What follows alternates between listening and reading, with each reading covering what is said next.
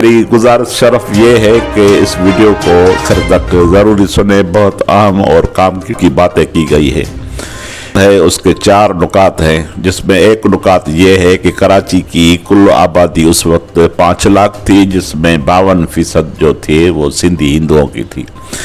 मेरी इस वीडियो की जो दूसरी बात, अहम बात है, वो ये है कि कायद-ए-आज़म मोहम्मद अली जिन्नाह के लियाकत अली खान से शदीद इख्तिलाफात की बुनियादी वजह क्या थी।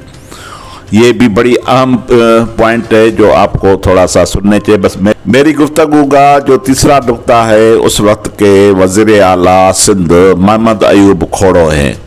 मोहम्मद अयूब खोड़ो जाने पहचाने बड़े लीडर थे। आपने सुना होगा उस वक्त के वज़ीर आज़म लियाकत अली खान ने अयूब खोड़ो से कहा कि वो मुस्तफ़ी हो जाए।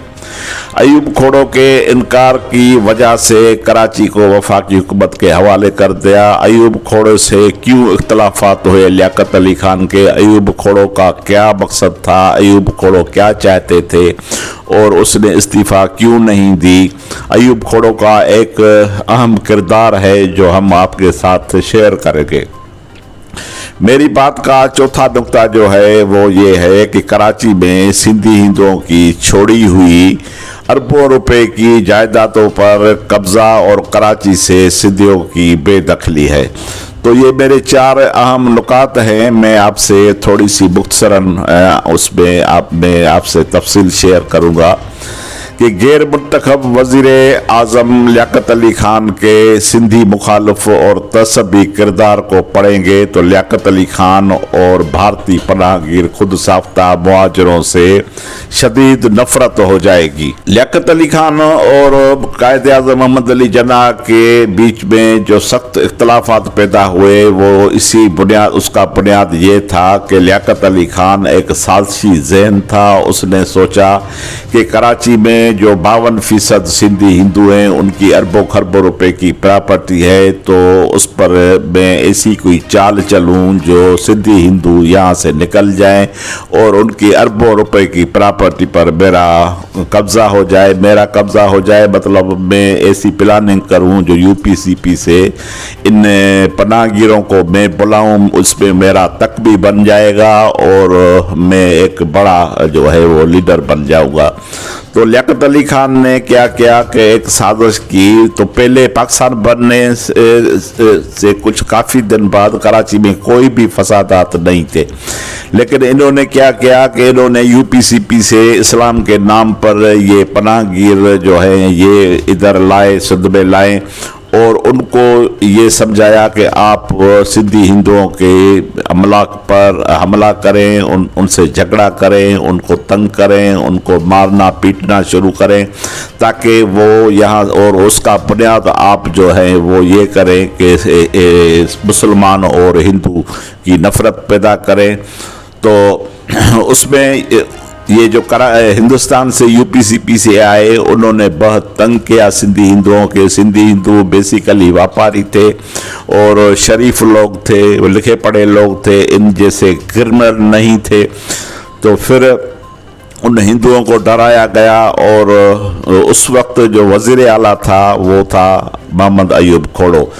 तो एक दिन ऐसा हुआ कि जब सिंधी हिंदुओं की अमलाक पर जो है वो हमला किया गया, उनको मारा पीटा गया, उनको कत्ल किया गया, तो मोहम्मद अयूब खोड़ो खुद 50-60 आदमी लेकर अपने साथ हथियार लेकर उन सिंधी हिंदुओं को पनाह दी। सिंधी हिंदुओं से जो है वो अपना का इजहार किया। ये बात लियाकत अली खान को अच्छी नहीं लगी और लियाकत अली खान का इस मसले पर अयूब खोड़ो के साथ जो है वो सख्त दुश्मनी हो गई। तो जो है वो आगे चलकर लियाकत अली खान उस वक्त वज़ीर आज़म था, उन्होंने कहा अयूब खोड़ो को कि आप इस्तीफ़ा दें। अगर आप इस्तीफ़ा नहीं देंगे तो आपका बड़ा हशर जो है वो ख़राब होगा। अयूब खोड़ो ने कहा कि मैं इस्तीफ़ा नहीं दूंगा और मैं कराची में ऐसी सूरत-हाल पैदा करने नहीं दूंगा कि कराची में जो है वो हिंदू और मुसलमान फसाद हो। फिर लियाकत अली खान ने क्या किया कि लियाकत अली खान ने कराची को वफाक के हवाले कर दिया और उस अपना रास्ता है उन्होंने साफ कर दिया। اور سندھی ہندو جو تھے وہ اربوں روپے کی پراپرٹی چھوڑ کر جو ہے وہ کراچی سے ہندوستان چلے گئے۔ لیکن میں جو اب بات کرتا ہوں وہ یہ ہے کہ قائد اعظم محمد علی جناح اور خود ساختہ وزیر اعظم جو نام نہاد وزیر اعظم تھا، اس کے بیچ میں جو بہت رنجش ہوئی وہ کس بنیاد پر، اس کا بنیاد بھی یہی تھا کہ یہ بڑا سازشی ذہن تھا اور یہ ہر وقت اپنے یو پی سی پی سے آنے والوں کی جو ہے وہ سپورٹ کرتا تھا۔ تو بات یہاں تک پہنچی کہ لیاقت علی خان نے جناح سے اختلافات اس وقت شروع ہو چکے تھے جب لیاقت علی خان نے جان بوجھ کر کراچی میں ہندو مسلم فسادات کرائے تھے اور لیاقت علی خان کو سخت تنبیہ کی تھی کہ پاکستان میں بسنے والے ہندو ہندوستان میں قیام پذیر مسلمانوں کی گارنٹی ہیں۔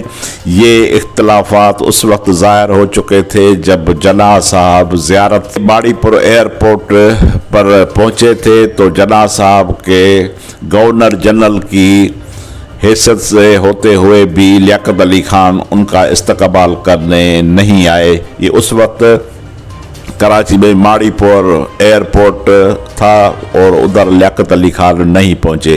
یہ لیاقت علی خان کی جناح صاحب سے پہلی بغاوت تھی۔ جناح صاحب کو بعد میں یہ احساس ہوا کہ ایوب کوڑو اپنی جگہ پر درست تھے، کیونکہ لیاقت علی خان جو ہے وہ جناح صاحب کے احکامات تسلیم نہیں کیے تھے بلکہ اپنی مرضی کے مطابق فیصلے کرتے تھے۔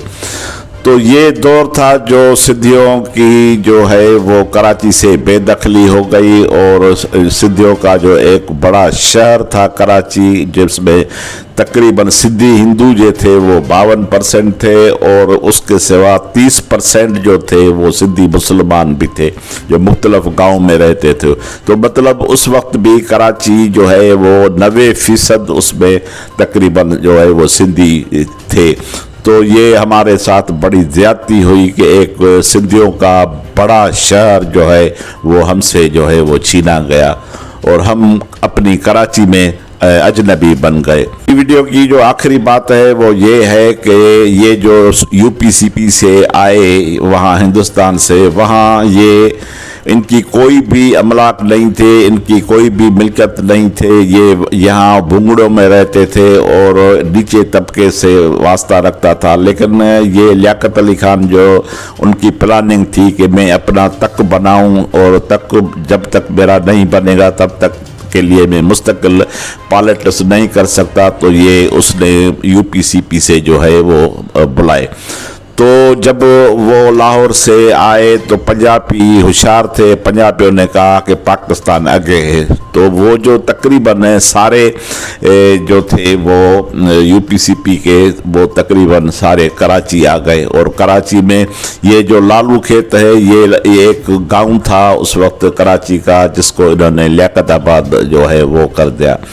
یہ ہمارے جو سندھی ہندو تھے وہ تقریباً اس وقت 2.5-3 لاکھ تھے جو یہاں ہندوستان چلے گئے، اس کے بدلے میں یہ 12 لاکھ جو ہیں یہ یو پی سی پی سے آئے کراچی اور کراچی پر قبضہ کیا گیا۔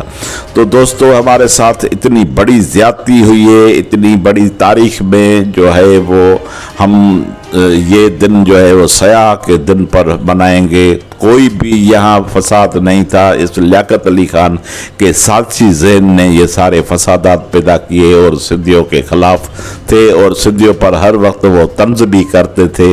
یہ ایک بڑا سازشی ذہن تھا، لیکن اوپر جو رب پاک کی عدالت ہے وہ بڑی طاقت والی عدالت ہے اور اس لیاقت علی خان کا بھی وہی حشر ہوا جو لیاقت باغ راول پنڈی میں اس کو قتل کیا گیا۔ یہ میری ویڈیو تھی، امید ہے کہ آپ کو پسند آئے گی، آپ میری رہنمائی کریں۔ اگر آپ کو اس ویڈیو سے کوئی اختلاف ہے تو آپ نیچے کمنٹس میں ضرور لکھیں۔ مہربانی۔